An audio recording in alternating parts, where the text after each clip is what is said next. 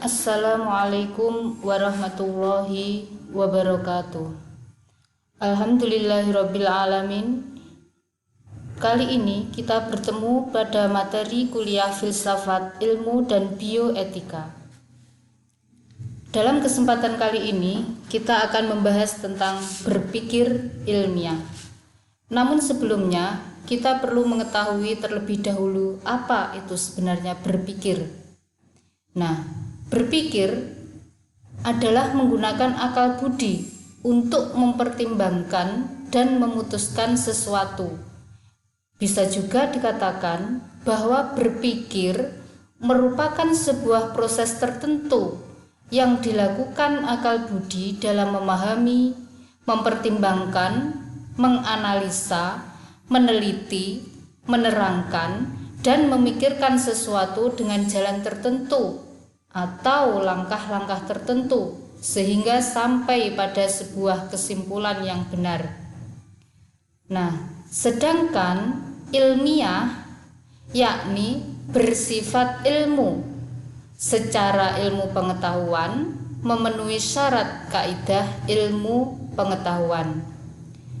Dikatakan bersifat ilmiah apabila ia mengandung kebenaran secara objektif karena didukung oleh informasi yang telah teruji kebenarannya dan disajikan secara mendalam berkat penalaran dan analisa yang tajam. Jadi, berpikir ilmiah adalah berpikir yang logis dan empiris. Logis berarti masuk akal. Empiris dibahas secara mendalam berdasarkan fakta yang dapat dipertanggungjawabkan. Nah, berpikir ilmiah adalah berpikir rasional dan berpikir empiris.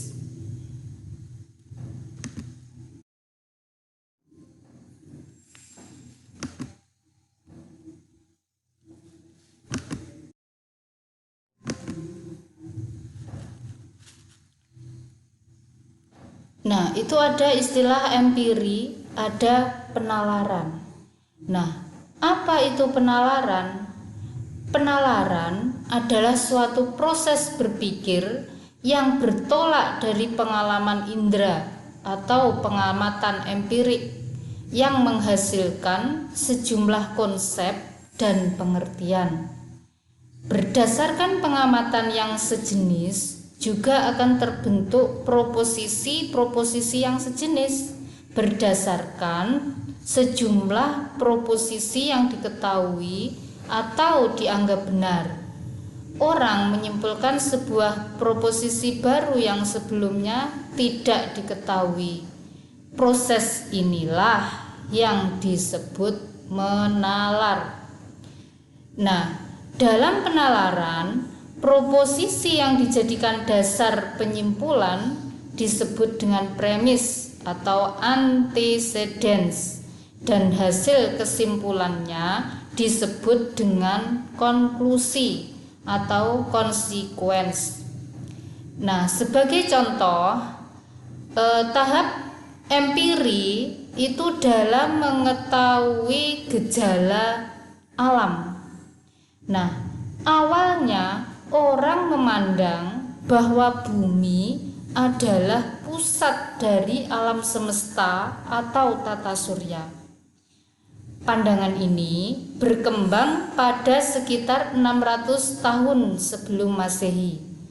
Pandangan tersebut diyakini oleh beberapa filsuf seperti Anaximandarus, Aristoteles, Hipparchus, dan puncaknya yaitu Ptolemeus yang membuat peta benda langit dalam buku Almagest.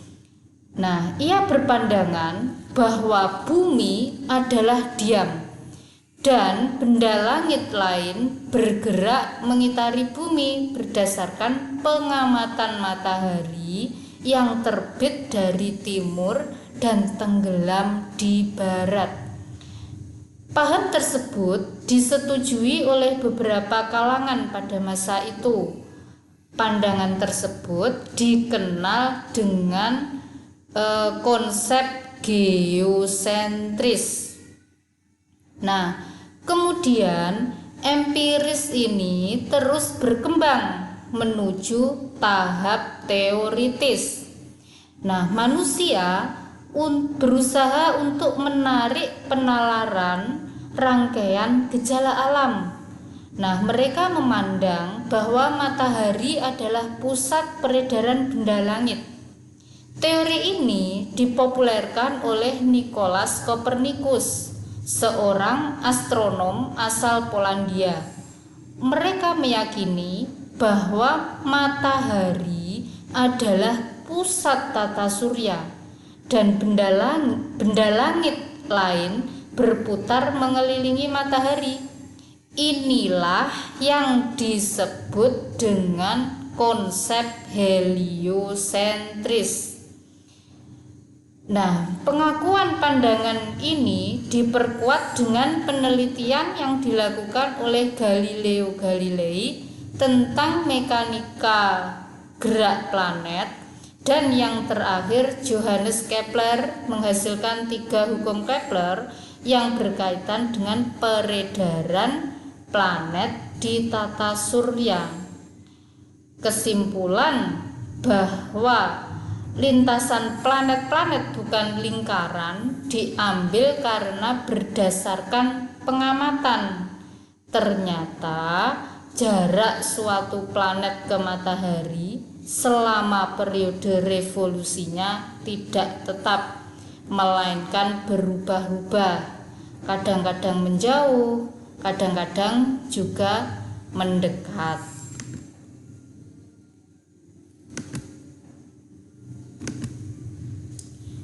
Nah, berikutnya adalah metode ilmiah. Nah, metode ilmiah merupakan cara dalam mendapatkan pengetahuan secara ilmiah, atau dengan kata lain, pengetahuan yang diperoleh dengan metode ilmiah dapat digolongkan kepada pengetahuan yang bersifat ilmiah, disingkat pengetahuan ilmiah, atau secara pendek disebut ilmu. Nah, dalam metode ilmiah perlu adanya suatu pendekatan ilmiah. Apa itu pendekatan ilmiah? Pendekatan ilmiah yaitu pendekatan disipliner dan pendekatan ilmu pengetahuan yang fungsional terhadap masalah tertentu.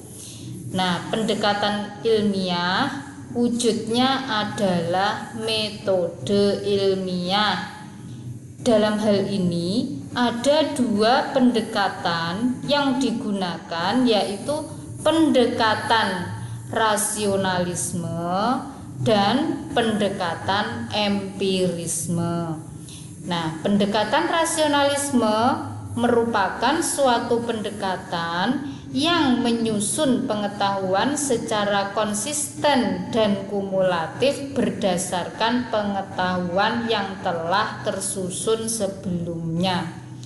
Sedangkan pendekatan empirisme merupakan suatu pendekatan untuk memperoleh pengetahuan berdasarkan fakta. Jadi, pengetahuan yang rasional tetapi tidak didukung fakta bukan merupakan pengetahuan yang benar. Berikutnya adalah metode ilmiah.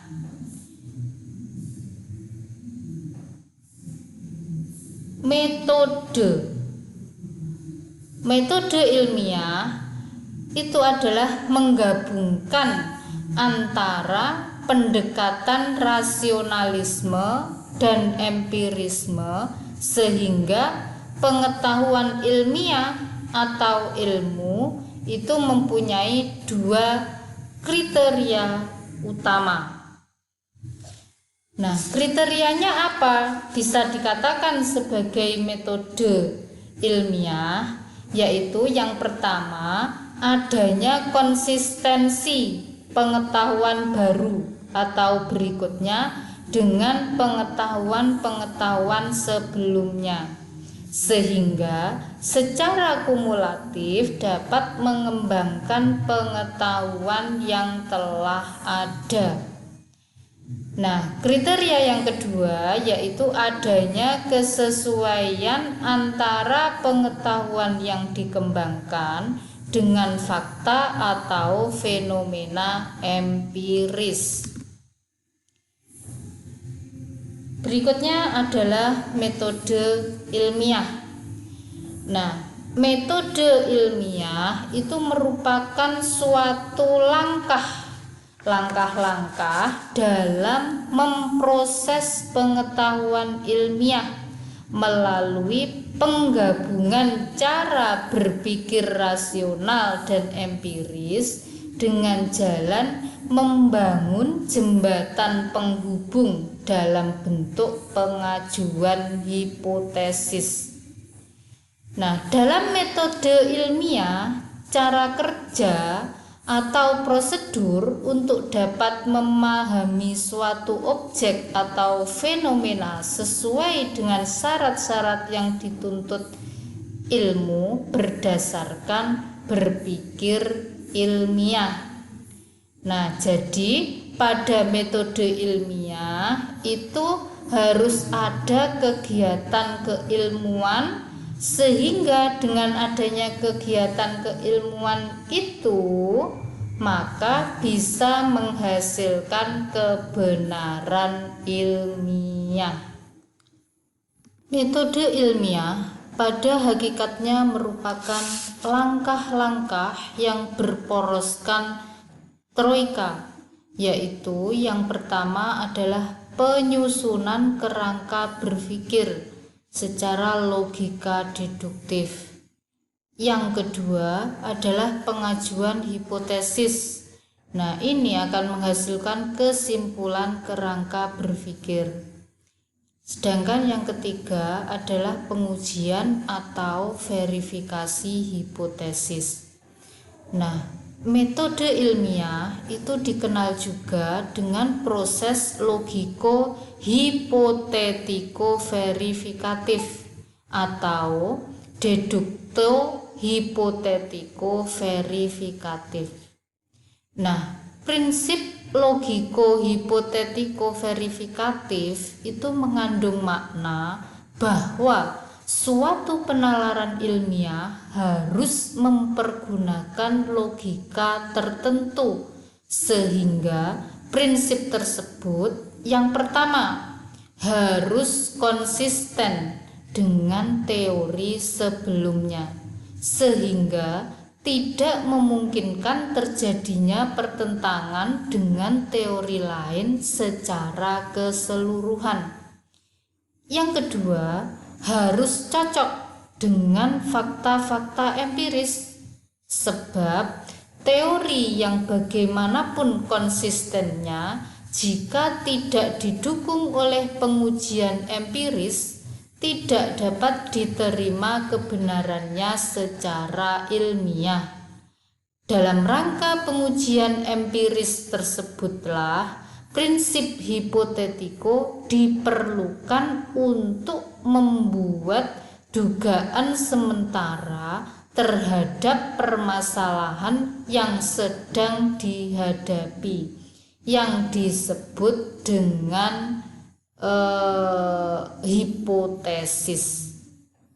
Nah, prinsip verifikatif adalah lanjutan dari prinsip hipotetiko, di mana analisis ilmiah harus dilanjutkan dengan melakukan verifikasi apakah hipotesis yang diajukan benar atau tidak. Kerangka berpikir ilmiah yang berintikan logiko hipotetiko verifikasi itu apabila digambarkan akan seperti ini. Jadi dari perumusan masalah itu nanti akan diajukan menjadi perumusan hipotesis. Nah, perumusan hipotesis harus melalui pengujian hipotesis. Nah, apabila hipotesisnya sesuai dengan kerangka berpikir, sesuai dengan kenyataan, maka akan diterima. Sedangkan apabila tidak sesuai, maka akan ditolak. Itulah alur berpikir ilmiah.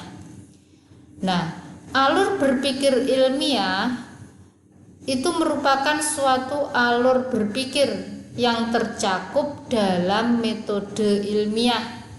Nah, ini dapat dijabarkan dalam beberapa langkah. Yang pertama adalah perumusan masalah. Nah, perumusan masalah itu merupakan suatu pertanyaan mengenai objek empiris yang jelas batas-batasnya, serta dapat diidentifikasikan faktor-faktor yang terkait di dalamnya. Kemudian yang kedua adalah penyusunan kerangka berpikir dalam pengajuan hipotesis. Nah, ini merupakan suatu argumentasi yang menjelaskan hubungan yang mungkin terdapat antara berbagai faktor yang ada, yang saling berkaitan, yang membentuk suatu konstelasi permasalahan. Yang ketiga adalah perumusan hipotesis.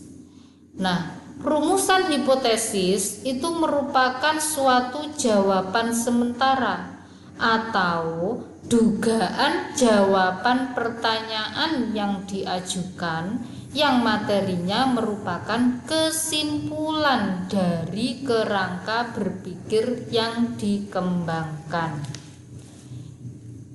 Yang keempat adalah pengujian hipotesis. Nah, pengujian hipotesis itu merupakan suatu pengumpulan fakta-fakta yang relevan dengan hipotesis yang diajukan untuk memperlihatkan apakah terdapat fakta-fakta yang mendukung hipotesis tersebut atau tidak. Yang kelima adalah penarikan kesimpulan. Nah, penarikan kesimpulan merupakan penilaian apakah sebuah hipotesis yang diajukan itu diterima atau ditolak. Nah, siklus empirisme metode ilmiah itu merupakan suatu umpan balik ilmu yang berupa produk kepada hasanah ilmu pengetahuan. Nah, dari hasanah ilmu pengetahuan itu nanti akan terjadi kerangka pemikiran. Dari premis ini muncul suatu hipotesis. Nah, hipotesis itu akan diuji. Nah, dari pengujian hipotesis itu nanti akan ditarik suatu kesimpulan. Nah, apabila kesimpulannya tersebut bisa benar sesuai dengan dugaannya, maka akan diterima sehingga menjadi teori baru dan menjadi hasanah ilmu pengetahuan. Sedangkan apabila kesimpulannya itu tidak sesuai dengan hipotesisnya, maka hipotesis tersebut akan ditolak. Nah, ketika ditolak inilah perlu koreksi dari peneliti, apakah ketersediaan premisnya terbatas. Bisa jadi peneliti tidak mengantisipasi adanya variabel pengganggu. Nah, inilah yang perlu diperhitungkan atau dipikirkan.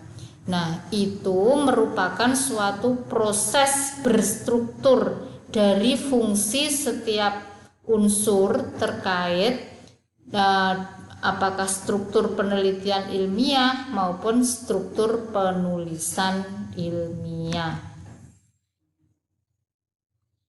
Demikian tadi presentasi tentang berpikir ilmiah. Mudah-mudahan perkuliahan hari ini bisa bermanfaat. Kami akhiri. Wassalamualaikum warahmatullahi wabarakatuh.